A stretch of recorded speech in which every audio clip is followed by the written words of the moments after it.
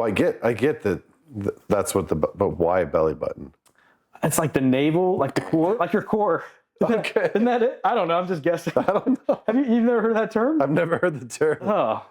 Through context, I got what you were saying. Yeah, the belly button. I want to know why it's called the belly button. I think it's because it's the core of your body. Okay. If you have a problem, don't you like poke your belly button? No. I'm just kidding.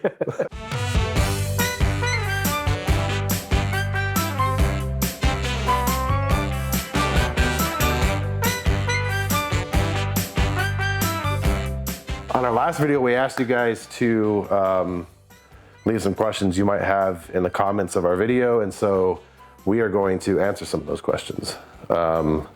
So I'm going to start with Goody124, the Skater 7. He asked, can you make a video about how you, the prime, can utilize subs you land simplified acquisition? I think the hardest part for me, since I'll be using subs, is getting the price low enough to where it's a win-win for everyone. Okay.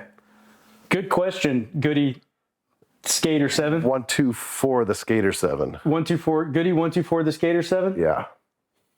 Good question, Goody 124 the Skater 7. So there's a couple of things we can unpack with this. One is just the process of primes working with subs. And a lot of times when you respond to a solicitation, it's good to be in some kind of teaming arrangement where you need those subs. Can you first tell me what's the difference between a prime and a sub? So a prime contractor is the entity that engages in a direct contractual relationship with the government. Okay. So they call that privity of contract. That's a legal term. Privity. Of contract. And so really, privity of contract means that's the channel of the relationship. If anything goes wrong, like in the contract, the government's going to be talking to the prime contractor. That's where the relationship really is. Okay. That's where the privity of contract is. So the government does not really have a relationship with the subcontractors. There's no privity of contract there. Okay. So and part 44 of the FAR, which is called subcontracting, you can do that. I think it show up. The subcontracting. Yeah. I hope it's part 40. I think it's part 44. Okay. So part 44 of the FAR talks all about subcontracting. There's limitations on subcontracting with the government. Like you can't make a contractor choose a particular subcontractor. Okay. So they have the ability to select their own subs. And usually when you're putting a package together to respond to a proposal, in most situations, the prime is not the all-encompassing package deal. So it's in the best interest for you to find out other companies that can fill in your gaps. Okay. So that you can submit the best proposal. There's different ways you can do that. So one is like a teaming arrangement where there's a bunch of companies kind of teaming together to go together on a proposal. Mm-hmm. There's still usually a prime. There's that one belly button. The government needs a belly button, mm-hmm. and that's where the privity of contract is.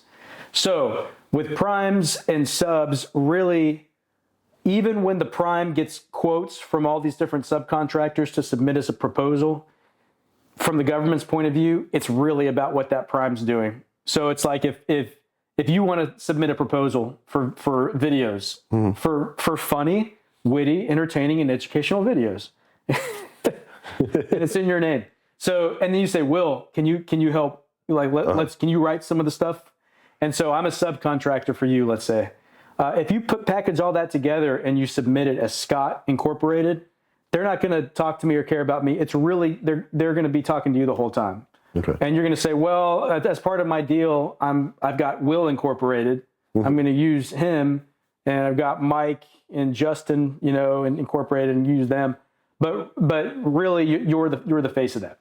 Okay. So what becomes a challenge, which is what Skater 123.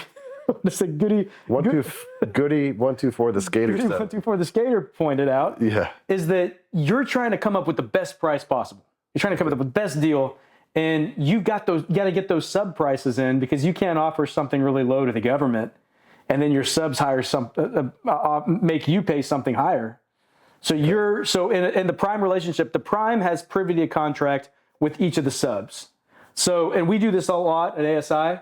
We're subs to contracts. Our relationship, and we're subs in contracts with government clients. But legally our relationship is with that prime. So it's us and the prime. So we give the prime the prices, and the prime engages with a contract with us. I mean, it's a subcontract in the grand scheme of things, but technically it's really just a contract between us and that company to meet that client. So if the subcontractor submits a really high price and the prime goes low anyway just to bid, well, then they're going to lose money because they owe that sub. So it's like, how can you submit a really good price and get your subs to also submit competitively without telling them or getting involved in their money? And I found this out working like 17 plus years in the government. I never knew how that part worked until I'm in a company now. Now you're on the other side. So, and we've been subs before, and you don't show each other your numbers. Like everyone, like who's part of the teaming arrangement, they don't like all crack open the books and show each other their stuff. Okay. So everyone's just kind of in most cases operating within their kind of like cards close to the chest, and they just give them a price, and sometimes the prime just gets that price. So when the government asks for a cost breakdown and they're using a bunch of subs, how do they break that down? So anyway, so in a lot of cases, what they'll do is the proposal will ask if a subcontractor is pricing that the subcontractor submits a separate price. And a lot of times when I've been a contracting officer, I would get that in an envelope that the prime cannot see. So I would see everyone's books would be open to me as the govy, but the companies couldn't necessarily see each other's prices sometimes. So it'd be like in a sealed, and that makes it more challenging because you want the team members to talk to each other, but at the same time, you've got to protect your own information. So in that situation, there's a couple things that I've seen happen with companies. One is, and this happens especially in a sole source situation where you're not competing, is the prime would come back to me and say, I can't get the sub you need if you're going to try to lower the price on this. Like, if you want these guys, this is how much I have to pay them. Otherwise, I'm going to have to look for someone else. I can't get them. I'm not going to negotiate with them to lower their prices. Okay. And then the other option is that the primes go to the subs and say, hey, we all have to cut about 10% of what we're asking for.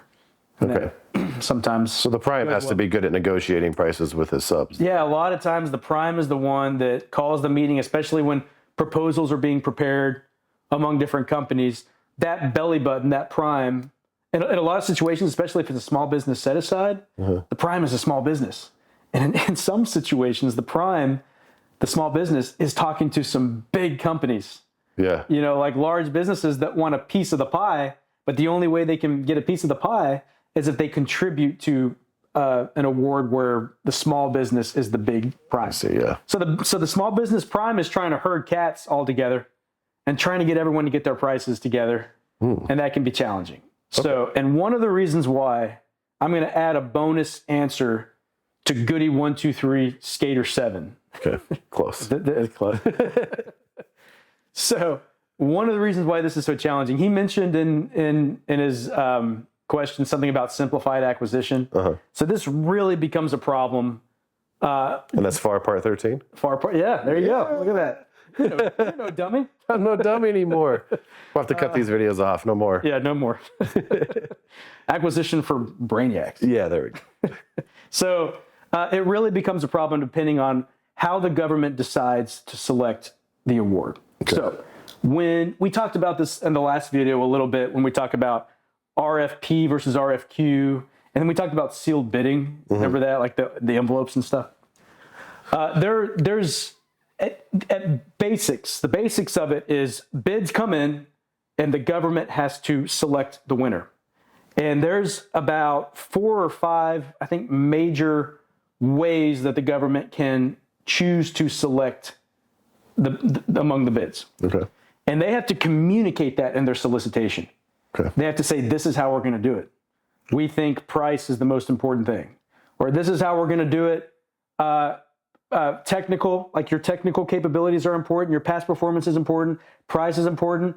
But technical and past performance combined, that's going to be more important than price. Okay. So, and that way the companies know we're going to give it our all. Like if these guys are willing to pay a little bit more, we're going to give them something great, and So then that's called a trade-off. So the different kinds of source selection, they're in different parts of the FAR, but part 15, contract by negotiation, is the part of the FAR that really describes what's called the best value continuum. And what best value means, I'm gonna say, I wish I had we left our FAR. I will edit a FAR in right here. Okay, let's do that. Ding, ding. It's got a perfect pedestal pillow. Yeah. It's not our 2011 outdated FAR though, but we'll bring that next time. So anyway, so the best value continuum is, best value is defined, and you know what, I need to get the definition. Let me look up the definition of best value. Okay. Actually, my phone's over there, so hold on, I'll get it. We can cut this out. Okay. Okay. All right. And we're back. Best value continuum. Best value, yeah. So the best value is one of the most common terms in federal acquisition. Mm-hmm. It's the best value. And this is in part 2 of the FAR, which is the definitions. Okay. So we actually included this in our 5 parts of the FAR you need to know. This was one of the 5 parts that you need to know. But the reason why I picked this as something that you should learn if you're new to the FAR is because in each of these terms, it has the underlying concept of what acquisition really means. And one of those underlying concepts that's really good to know is best value. And best value means the expected outcome of an acquisition that in the government's estimation provides the greatest overall benefit in response to the requirement. So okay. It's in the government's estimation, it's the greatest overall benefit in response to the requirement. And that's what they're trying to get to when they select something. What is, out of all these proposals that are coming in, what is the best value? What is going to be the expected outcome that's going to provide the greatest overall benefit in response? Okay. So the expected outcome can only come through the information that's coming in. You have to have enough. We talked about confidence rating with past performance. So use past performance to get a confidence rating that these guys are who they say they are. That helps with the expected outcome. Mm-hmm. You want to help with these proposals need to give you some kind of expectation with the confidence that it's going to be the greatest overall benefit in response to the requirement. Okay. Greatest overall benefit does not mean cheapest, even though that's sometimes what it turns out as, but it's really the overall benefit. And sometimes that means you pay a little bit more for the sake of the mission.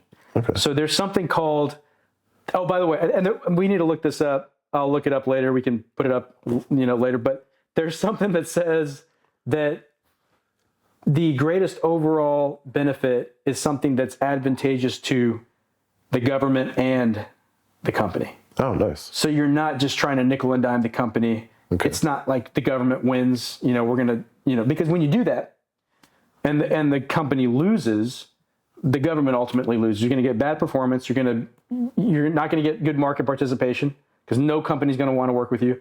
Everybody loses. So best value really is a good overall benefit to the government is a deal that Goody 124 Skater 7 describes as a win-win. He described it as a win-win in his question. Yeah, totally. We're using all parts of your question, like every word we're analyzing. Yeah. So it's not like a zero-sum game. You're not just trying to win your own. You want the contractor to win too. Okay. Like you don't want them to be profiteers where they're just, getting crazy profits and because of your contractor driving around in Lexus while you're, but you want them to benefit because that's the whole point is they're doing this great thing for you for the mission. And in return, we're going to make them benefit as well. Okay. All right. So that's best value. So there's something called the best value continuum, and that's in part 15. And the best value continuum describes these different types of ways that you can get to that best value. And another way to call it is source selection procedures. One of the ways you can do that is through, the most common is today, is a trade-off analysis where you basically say, we talked about sealed bidding. Remember sealed bidding is like you define your requirement so well that everyone just responds of how they can do that. And then it comes down to something like price. Yeah. There's no trade-offs. It's not like, well, this company does this, but this company does that. It's just, can you do this or can you not? yes, we can do it. Okay, you take all the yeses, we can do it, and then you figure out who's lower in price. Trade-off is basically saying, usually for trade-off, it's for requirements that are a little bit more complex. They're hard to define. It's hard, we maybe put some, you can use trade-off with a statement of objectives or a performance work statement where it's like, these are the objectively measurable things that we want done. And then you get proposals, and the proposals that come in will most likely offer slightly different ways of doing that. Okay. So they're more complex. Like when you're doing the source selection for that, and there's a source selection evaluation board, an SSEB is what they call, or a TEB, a technical evaluation board. These folks get together in a table, they get all the proposals, and they look through each one, and then they evaluate them according to what it says in the solicitation for trade-off. So an example of trade-off is, so a trade-off has what's called evaluation factors. And evaluation factors are the discriminators that you're going to look at to make some proposals fail. You knock them out of the competition, or it's the factors you're going to look at to select an award. The three main common evaluation factors are technical. That's like your proposal. How are you guys able to do this? Your capabilities. Technical, past performance, which we talked about, and then price. And then you can in the trade-off, you can balance it out and say technical is more important than price. So it's letting everybody know price is a big part of this, but just so you guys know, we're really more focused on the capability, the quality of the capability of the services, and we'll pay a little bit more to do that. That's usually, I would say 90% of contracts that I did, that's the way I wrote the contracts. We were willing to pay more, and often we did. We did not choose the lowest price contractor because we told everyone at the beginning, we're going to go with the best, even if we have to pay more for the best. Sort of like getting a tattoo. Getting a tattoo? Yeah. Yeah. Like you don't want to go to the cheapest tattoo artist. Exactly. But you don't want to maybe not go to the most expensive. Yeah. You got to find that right balance. You get what you pay for with it. Yeah. If you do an LPTA tattoo, which we'll talk about in a minute, you could get no regrets. Oh, this? That's my credo. No regrets. So that's a trade-off. And a trade-off that's written really well will balance that out, tell everyone that's going to balance that out. And then in trade-off source selections, you have weaknesses and strengths that you're putting all this in the solicitation, by the way. So in the solicitation, you're writing to the companies, this is exactly how we are going to select the award. Okay. So they know there's details in the RFP about how things are going. There should be no confusion about how they're going to award, and they're going to say, you're going to have strengths. We're going to put some proposals will have strengths, weaknesses, but you're going to get an overall technical score. And it's usually like a 5-point scale, like exceptional to, I don't know, unsatisfactory or something, And then there's exceptional, very good, good. I think fair is one, if I can remember. And then you're terrible. Like, get out of here. Yeah. Okay. So that's a trade-off. And then what you do when you get all the proposals in, the team has to come together and they look at each one. They say, this person can do this. That's a strength. This person can do this. That's a weakness. And the reason I bring that up for this question, because in that environment, there's a lot less pressure to create that really, really, really low price that's just going to make you competitive. You make your prices realistic. You don't try to go too high, of course, but you make your prices realistic. And the reasons why I like a lot of companies justifiably like trade-offs, and the reason why I think trade-offs provide the best value to the government, is because although the prices in a trade-off may be a little higher because we're not telling everyone lowest price wins, you're able to get better quality services. And so that prime can go to that sub and say, give me your honest lowest price that you're able to do. Just do what you can, because price is still a factor. But there's less pressure to just go low. Yeah. And so what really becomes a problem is when on the other end of the best value continuum is something called lowest price technically acceptable. And that is where we made a video about this. That's where you end up in a cardboard house. That's right. You end up in a cardboard house, the house hunters, LPTA.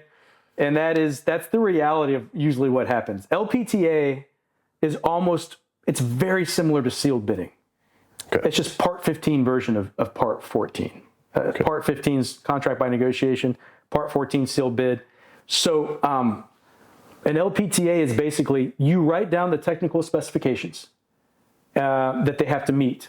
And really there's no scale. There's no like exceptional, very good, good. There's no variation. That means that if you write a bad solicitation, so the government is completely in control of what is technically acceptable and not technically acceptable. Okay. So if they write something very vague, like let's just use custodial services. Okay. Just say you need to have equipment, and you need to be able to clean, buildings, and then show me you can clean buildings, and that's it. That's the technical accept. If they make it that vague, then anyone who comes in and says in their proposal, I can clean buildings and I have equipment, if they reject them, that's a protest, because technically what they did was they gave them exactly what they asked for. Yeah. So the government's kind of caught if they write a bad one. They need to accept that company. Obviously, I'm talking about companies that are obviously very bad. Like if it submits a really crummy proposal, you can tell it's a crummy proposal, but they're answering what you ask them. You either say yes, or you can expect a protest from that company. Okay. You got to say yes to those. So it's really important with LPTA. I've done LPTAs. You got to do them very smart. You got to know exactly like what that technical specification is. And really what's important for LPTA, it's kind of with sealed bidding, is you got to know that what the technical acceptability has to be is every single proposal that comes in that meets that, I would be okay with. Okay. There's no room for bad companies coming in. Okay. And you have to define it up to that standard. So, and if you don't, then you're going to get, like if you ask for a car or if you ask for a house. Here we have a box. But the good news is it meets your criteria perfectly. You can't live in a box. A lot of people live in boxes. That's not what we asked for. Criteria. You said something we can live in. And if that's the lowest price, then you're stuck with a cardboard box. Okay. And that's what happens a lot in the government, is they're stuck with a cardboard box because of how badly they defined the LPTA requirement. Okay. So why this is problematic for companies too is when it is an LPTA, then it becomes a race to the bottom. And that's a very dangerous place to be for companies and the government. Yeah. We were just part of a source selection actually where this happened. I won't call any agency out. Okay. But it happened. We were part of a teaming arrangement where we weren't the primes. Okay. And the prime, we met, this was an LPTA, or they disguised it. They called it something else, but it really was an LPTA, which we can talk about too. But they said, we submitted prices for this that we thought were realistic. We went pretty low. We're like, we think we can get away with this. A lot of this was, can we hire people to help us? Because we were thinking about salaries to do the job. We're like, this is as low as we can go. If we go any lower, we will be giving the government low quality people. Okay. Who can't get the job done. Who probably can't get the job done. They certainly won't be high quality people that they're asking for in their work statement. Yeah. So when it came to, we went through it, we passed the first round, and the second round they did ask, even though we were technically acceptable, they came back to everyone and said, can you lower your prices? And we all got together. The prime got all the subs together, and they said, what do you want to do with this? And what we advised is, we'll go a little lower, but we're not going to go any lower. The temptation in LPTAs is for all the companies to just go really low just to get the contract, and they lowball. And then LPTAs are just ripe for getting lowball offers of companies that can absolutely No way can they do those services with that price that they submitted. But the government has not done enough market research or have enough market intelligence to know that they can't do it with those. So they don't do any kind of price realism. So they accept that price, and then it's just disaster through the whole thing. And so what ends up happening is the company comes in, they lowball because it's LPTA. Like, we just want to win this thing. Let's all go low. Yeah. And then they get it. It's unrealistically low from the get-go, or just very poor quality. Government's not happy. They're pointing at the work statement saying, I thought you were going to do this. And they're like, well, we can't with these prices. And what will usually happen, so the government has two choices. One choice is that they admit that this was a failure. Okay. They terminate the contract. But, there's a book, Thinking Fast and Slow. We did a book review on that. Yeah, we did. Talks about the fallacy of sunk costs. Yeah. The fallacy of sunk costs is a mindset to where you've already put so much money into this that you don't want to stop. You want to just keep feeding the beast more money because you think that somehow that's cheaper than just admitting this was a failure. These were sunk costs. Let's walk away. Let's do something else. And it's just, I don't know if it's, I think in the book it talks about this is just it's a human gut intuitive thing that you want to do. That's not good for you. Is you want to just keep feeding a bad performer because you're like, well, maybe if I give them more money, then they'll just do better. How do they get more money? They get money through the modification after the contract. Okay. And we have a video on that. I like how you set me up on that. I know. And we just did, I know just enough about. Yeah. So modification. Modification. We did a new music video. Living on the modification. Living on the modification. And the point of that video is the video is about, it's kind of picking on these lowball so there's the situation where you're in a team and you're just trying to win, and everybody's like trying to go low and you go way too low. And that's the conversation we had as companies to this particular LPTA. We got to the point where we said, we can't do this. Otherwise, if we win this thing at these prices, everyone's going to be miserable, including us, for the next 5 years or whatever. So we had to just put what we did, and we lost. Mm-hmm. And the winner, it's interesting. So the winner of this contract, I guess I can say this because I'm not saying any names, but they got the contract, and then they put an announcement out on LinkedIn asking for people to be part of the contract, trying to get contractors. And they put their salary out in the DC area. And I won't say the salary because I just don't want to, but it was a very, very low salary for a level 3 expert, advisor and assistance expert. And there were comments below that said, who's going to accept that? No one's going to agree. Yeah. So so what they'll either have to do is they'll have to ask for a modification to bump up the salaries, which is completely unfair because those people who submitted fairly to begin with were bumped out of the competition. So this low baller who comes in, who goes way too low and the government accepts, if they eventually get their contract modified by taking the salaries up, well, that's completely unfair competition. Yeah. And so. Can they get protested for that? They can. Okay. But it's very hard. It's hard to submit a protest for a modification. And the only way that you can is modifications have to be, in order for you to modify the contract without competing, doing a recompete, so every contract you can mod and it's still within the scope of the contract. Every new requirement, it's called a new requirement. We talked about part 6, full and open. You got to do full and open or write a JNA or whatever. If you're adding to what they want. If it's new, if it's brand new. If you're just modifying a contract, you're still within that protection of that original contract. So you don't have to go out and compete. You're just modifying to this existing contractor. But it's got to be within the scope of the contract. That's the thing. Scope of the contract. So if you're going to if you're going to protest a government's modification to a contract, as a company, you have to show that was an out-of-scope mod. So in other words, and you have to be an interested party. So if I'm a roller skating company and I see that you submitted a quote to somebody, to a company for volleyball, like we need to do some volleyball games. And I watch that, I see that a company got awarded the volleyball contract, but then you turn around and say, I need to, let's add some roller skating. Yeah. that could be grounds for a protest. Okay. And I think I'd have to look at it. I'd have to look at it to see if I'd be an interested party to that, because I wasn't part of the original competition. So maybe I wouldn't even have standing to protest. You've been made an interested party by. It could be. Well, we have to look that up. Yeah. Okay.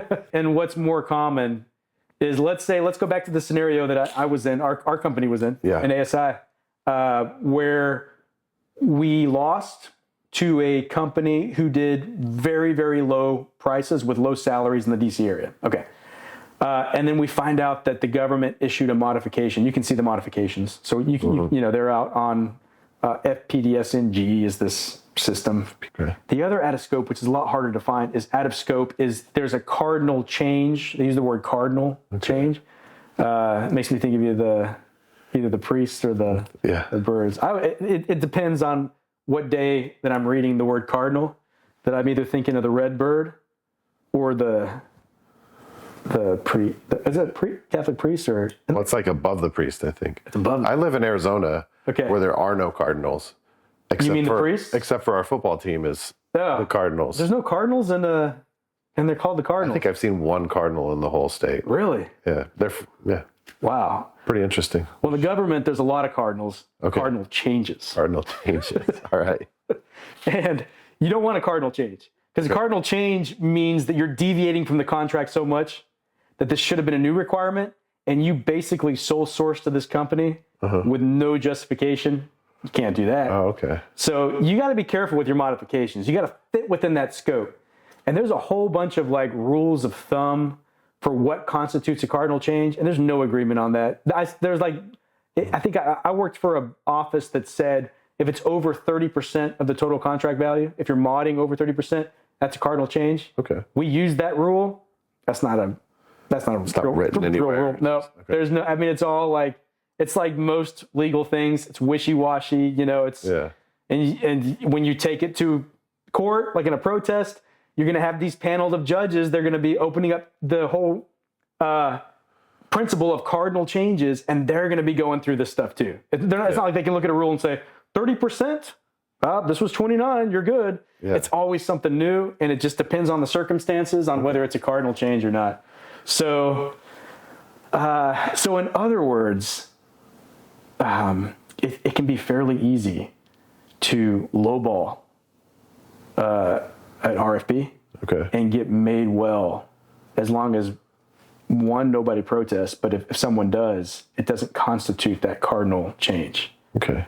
And I would say that the burden of proof is on the contractor. I think the burden of proof is on the contractor to show that there was a cardinal change. On the protesting contract. On the protester, yeah. Okay. Yeah.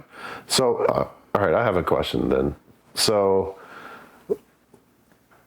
let's say, because I get the idea of like a protest, but like, how does that work out? Like, let's say that they did make a cardinal change. Yeah. And we decided to protest. Like what? And let's say we won that. Like, what does that mean? Does that contract just get voided? Like, how does that work out in the end? Yeah. So that's a great question. So it depends. Okay. That's it. Yeah. What was the next question? I'm just kidding. So, a protest is either sustained or dismissed. Okay. That's the terminology there.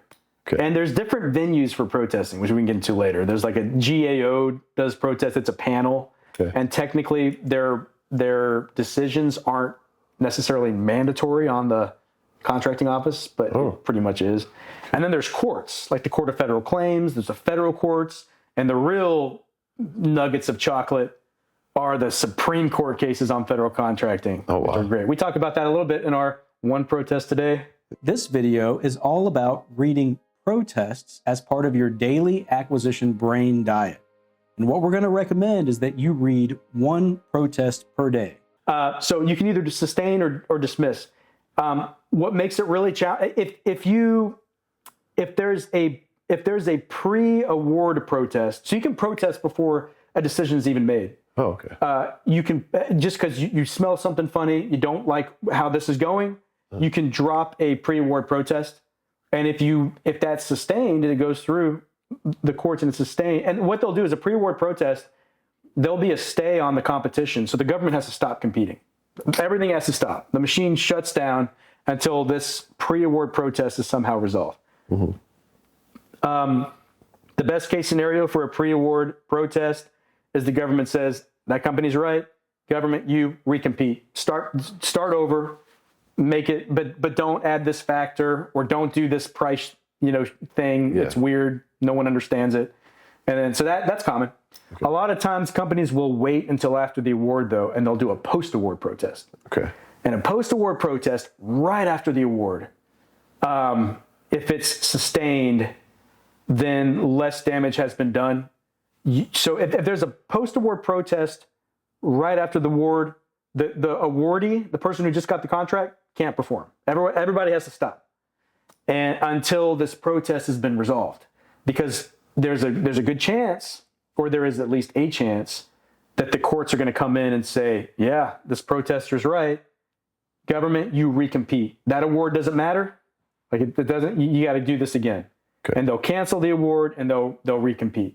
Oh. And if that contractor started performing, and sometimes protests can go on for months. Yeah. So that contractor has been performing for a long time, and a protest happens and it's sustained, then it's really hard. Like, what do you do then? Like, so it's hard to. It's like ripping the roots out of a backyard. You're going to disrupt the mission probably. Yeah. So it's best to just have right after award, just put everything on hold until the protest is done. And in government contracting, we call that the protest period.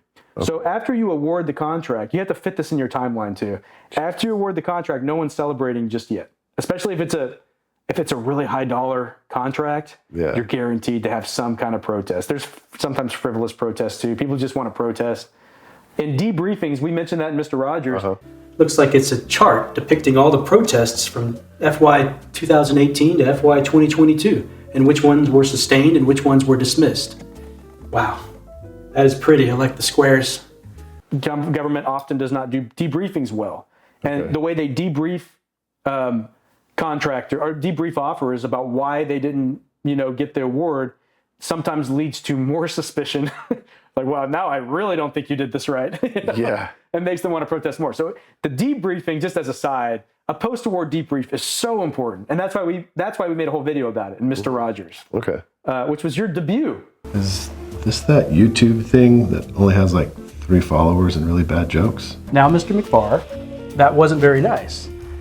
Why don't you try that again, and this time use a little bit of tact. I was very much a dummy back then. You were like speaking another language when we did that one. You did great. Oh, thanks. So that's a protest period. So you usually wait after you award, and when I was at the JAKE, the Joint AI Center, I was no longer a contracting officer. I had contracting officers kind of doing the requirements. And I would say, when is this thing going to be awarded? When can we start performance? They said, well, we did just award the contract, but we got to clear the protest period first. There could still be protests. And then once we pass that, I think it's like 60 days. We can look it up. Or for different courts, there's a statute kind of limitations on when you can protest. Once that passes, we're clear. No one can protest then. And then the contractor can jump in and start performing. But you got to take that window in consideration when you award. I say all that to say, when you're protesting a mod, this is usually in the middle of performance. Okay. And so when a protest is sustained with the mod, you can usually say, the courts will usually say that mod is not appropriate, so no harm done. But there are some decisions that for the sake of public policy, of just the mission, even though this was wrong, we're gonna let this contract continue for another year, because if we just stop, if we void the contract, it's going to be very detrimental to the taxpayer, to the end users, to the government, to the American people. I'll give you an example. I worked for a Department of Defense education activity, and so we built and supplied and hired teachers for schools, usually overseas. Okay. So when military families live like in the Pacific and Europe, a lot of bases, they can bring their families with them. And you have military dependents who need to go to an American school. And so we built schools. There was one protest I was not involved in, but I read it. I tried to read every DODIA protest because I was into protests. So we messed up big time. This was way back So nothing on DoDEA. DoDEA is a great organization, but they did mess up big time on this. And it was in the middle. They didn't do a stay. They didn't do any kind of injunction where performance has to stop. They awarded the contract, and maybe they got the injunction. You can move to have so even though there's a protest period, if there's a protest right after the award, but you got to move out, like for example, school's about to start, like the school calendar, you can ask the court or whoever it is, say, we can't have a stay. We've got to go ahead. While we're waiting for this protest to happen, we've got to go ahead and have the contractor perform. And so you can get that stay lifted or that injunction lifted. But when you do that, though, so we had the injunction lifted, I guess, DoDEA did, and this contractor performed for 4 or 5 months on this during the school. I think students were involved. It was during the middle of the school year that finally the protest was kind of litigated on or deliberated or whatever. They found out DoDEA was wrong. They sustained the protest, but they said, we're not going to do anything about this. Out of public policy, we cannot have all these children suffer in these schools and damage the mission of DoDEA, Department of Defense Education Activity, which is providing education to military dependents. Just because of a bad contracting decision, contract remains. Okay. Yeah. It was a long answer to... We'll fix it later. Fix it, yeah. and you know what? I think they did something like that, saying that next, no options. You know, you know what options are? Option to like renew, probably? Yeah. Okay. Yeah, so there's a base period, and contracts can usually go for up to 5 years. Okay. So most service contracts will have a base period and 4 priced options. Oh, okay. Yeah. So circling back for a second on the lowballing, I want to make one more point on that. So in the situation where all these companies, the primes and the subs, are getting together and they're like, let's go low. Yeah. And they're not, and unwisely maybe they're making a bad business decision, but they're just going low to get the award. And then they find out after they get the award, all right, we're in trouble. Like, we can't do this. That is one thing. There are some tactics where you have intentional lowballers, and they come in, they know exactly what they're doing. And this is what the modification song we have is about. It's about those lowballers that come in. It's the next step in the process. You lowball the solicitation, 'cause everybody knows if the cost is low, then they'll throw a celebration. And that's okay, I'll make it up in the modification. LPTAs, what we just talked about, the way everything's coming together. That's why my answer's so long. Yeah. LPTAs are just ripe for that type of behavior. Okay. Unless the government knows what they're doing with an LPTA. So unless they have really good people in their team who can do a some kind of price realism analysis, saying you're bumped out because your prices are unrealistic, you got to take those prices out of the competition. The better thing to do is just say those people are not technically competent. But even if they are technically competent or technically acceptable, they can be pricing so low that there's no way they're going to do this for you without getting in trouble, especially in the DC area. Are you kidding me? With some of these prices? So that's the best thing to do, is do a price realism. But sometimes the government doesn't do price realism, or they just, they're busy. You got contracts. That's part of what the government's putting out, is like it should be around this price, or so what you should do, government people. Like you have an LPTA that has like a floor on. Well, what you can do is you can have an LPTA, but you can say in your solicitation, we will do a price realism analysis. Okay. So that there's something in government called cost realism, and that's for cost contracts. So in cost contracts, you've got to, that's based on cost, not fixed price. So you're going to be paying contractors based on how much it costs them throughout the contract to do this thing. Mm-hmm. And those are great the risk is low for contractors on that. The risk is high when it's firm fixed price. Yeah. So this is all outlined in part 16 of the FAR, which is contract types.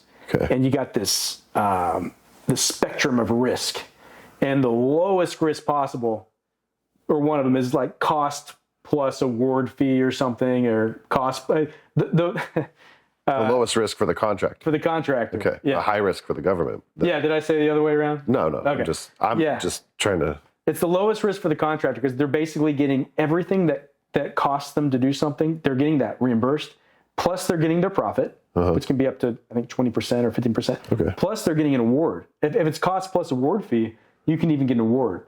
So you're never at risk for paying more.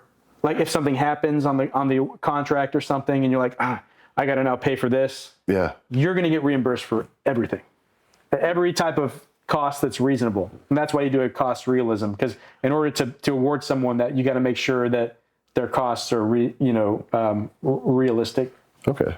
The most unrisky for contractors, which is banned now in the government, it's called a cost plus percentage of cost. Ooh. And what it is you get your costs on the contract, but then you also get as an award a percentage of the costs. So basically what that means is you are incentivized to drive up the costs on the contract. Like, it's going to take another 2 weeks. Yeah. Yeah. Because you're going to get more money if it takes another 2 weeks. Totally. It's crazy. So it's not allowed. Incentives are not right. Yeah. It's not allowed. Yeah. So All right. the opposite of the spectrum is firm fixed price. Okay. You say it's going to take me $5 million to do this or whatever. That's $5 million, no more, no less. If something happens in the contract, and especially if it's not like an excusable delay, you eat that cost. So in firm fixed price, contractors will often just eat costs, just cost of doing business or whatever. They're not going to get reimbursed because it's not a cost contract. Yeah. So you don't do cost realism with an LPTA. Usually LPTAs does not have cost contracts. It's usually fixed price. But you can do a price realism. You can look at the prices, like those salaries I was talking about. Yeah. And you can say, for a level 3 subject matter expert scientist, let's say, in the DC area, level 3 being a senior scientific advisory expert, $90,000. You should be able to look at that and say, that's not realistic. Yeah. But if you miss that and you just award it, then everyone's in trouble. Yeah. Except for that intentional lowballer. He comes in on the 90K, he wins. And then somehow he can be made well on the modifications if they play their cards right. And so contracting offices need to watch out for that behavior. Is there a way to punish the intentional lowballers? Yeah. So the best way to punish, if you're at the point where you don't do price realism and you punish and you have a really bad performer because you find out at the end of the day we didn't do it good. You do a fair and reasonable price determination before you award a contract. I mean the government. Yeah. So part of the fair and reasonable price is they should be figuring out that this is not fair in a way. Fair and reasonable price does not mean low. I mean, it's what the market price is. And 90K for a high-level scientist is not market price. Yeah. So, but if you found out you messed up on fair and reasonable price and they're underperforming, then it's like that video. You have two choices. You can either terminate, you can give a show cause notice, cure notice. They can come back and say, but it'll cost you, like the Godfather line. We can insert. No more contract breaches. Hey, Mike, that's what we want too. It's just going to cost you a little extra. Yeah. You can say, no, it's not going to cost. You're either going to do this, and then you give them a show cause notice. Show me why you're doing this. If they can't give you good, adequate reason, there's no excusable delay, meaning there's nothing on the government side that's causing this bad performance.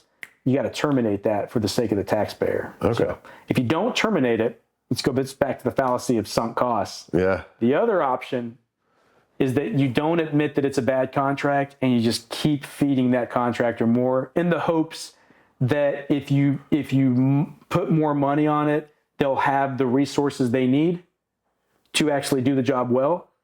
And that often works, but that's the problem. They're getting made well. So they're coming in low in the hopes that through modifications they'll be, it's getting called in not unwritten parlance, getting made well. And we talk about that. We talked about that as contracting officers when I worked in the government. We just say this contractor just wants to get made well. I think we went too low on this, I guess. Yeah. And now he's trying to get made well. We need to do something about this. So. Okay. Good question. So let's sum up in one sentence. For Goody 124 the skate. Goody 124 7. Yeah. What's the sum up of that? The sum up of that is you want to work closely. You want to work closely with your subs when you're a prime. So if you're involved in contracts where you do have a lot of subs, you want to pay attention first to the type of source selection procedures that the government's submitting. If it is a lowest price technically acceptable and the technical specifications are not good, you may want to talk to your subs about that and say, this may not be something we want to submit to. I would stick with trade-offs. And you mentioned part 13, simplified acquisition. I should mention this. That does not follow part 15. So it's technically not a trade-off like 15 describes, but they'll do something similar. Like in the competition in part 13 is simplified. You still can do evaluation factors, it doesn't have to be LP. Simplified acquisition does not mean LPTA. Okay. So find yourself a good RFQ or RFP that gives good source selection procedures, preferably ones that say that technical is more important than price. Then you got a little bit more room to work with your subs to get more realistic prices. Whatever you do, do not go so low that you're all uncomfortable with the price, but you're just trying to win the contract. That will end up not working out well for you usually. And I have one big question that came up during that whole thing. Okay. You mentioned Bellybutton several times. Yeah. What is Bellybutton? I think that's a Will Roberts term. Okay, well, then I need to know what that means. No, I'm just kidding. So it's the focal point of usually. So especially toward the end of my government career, we had a lot of contracts that were pretty complicated. A lot of contractors involved doing this big effort, kind of like high dollar. There had to be one focal point that I could pick up the phone and say, hey, Cindy, we got a problem. Cindy was my belly button. That's the prime. Well, I get that that's what but why Bellybutton? It's like the navel, like the core, like your core. Okay. Isn't that it? I don't know. I'm just guessing. I don't know. You've never heard that term? I've never heard the term. Oh. Through context, I got what you were saying. Yeah, the belly button. I want to know why it's called the belly button. I think it's because it's the core of your body. Okay. If you have a problem, don't you poke your belly button? No. I'm just kidding. Yeah, it's the belly. The prime is the proverbial belly button of the body. That is acquisition. When I'm explaining this, I'm making it worse. Yeah, it's all right. We might just have to Google that and do a little. We want to fact check after piece of what a belly button is. Maybe I'm using that term wrong. Hold on, let's look up now. The Bebo. Yeah, hold on. Let's see. Term belly button in business. Should we do that? Yeah. Okay. The belly button is the person who's sorry. The belly button who's I don't know why they use belly in the explanation. That's why I'm laughing. The belly button is the person whose belly you point your finger at when you want to know how the work is proceeding. I mean, that's true. I just don't know why they use the belly. It's not a why still. It's that is what it is, though. I just don't know why they had to use what kind belly. of trouble would you get if you were like you? Yeah. I just think it's hilarious they used belly in the explanation of the analogy. Okay. I.e., it's the person who will actually be accountable for each step in the contract. Okay. I just don't know if there's like some weird thing in the government where people poke each other in the belly buttons when they're in trouble or something. We should look up the origins. Okay. And if it's an Audi belly button, it's a non-traditional company. If it's an innie, no, just kidding. Yeah. Good question, Skater. Yeah, really good question. I gave you way more of an answer than probably you wanted, but all right. Hopefully that was helpful. Should we do 2 questions or should we just do another video for the next question? Let's do another. We got time, right? I think so. Depends. I mean, you can get pretty long-winded sometimes. How long did I just go on that? I think an hour. Okay, that's pretty good. That's a pretty good video, though. I think that's pretty good. It's very bebop. So Bach, one of the reasons he's one of the best classical composers, is he would do a piece and he would just, there's that ending resolution note. That everyone's waiting for. Yeah. And whether you know music or not, or you intuitively know that there's that resolution note that ends on usually the G major or whatever. G major. And he would go off like and you think he's gonna go there. Like, and he goes all over the place. At the very end, he goes da da da da da da da da da, and that's it. That's the resolution. And there's this sense of relief when he finally takes you there. Awesome. Yeah. I used Bach for our Godfather video. That's right. The termination. The part where they're actually like where the terminations are going on is the part where he's gone. Yeah. He's somewhere. He's somewhere, and then he comes back. He'll be back. Then he comes back to major. For the modernist in classical, They never go back. It just leaves you frustrated. They got these dissonant notes. You're like, oh,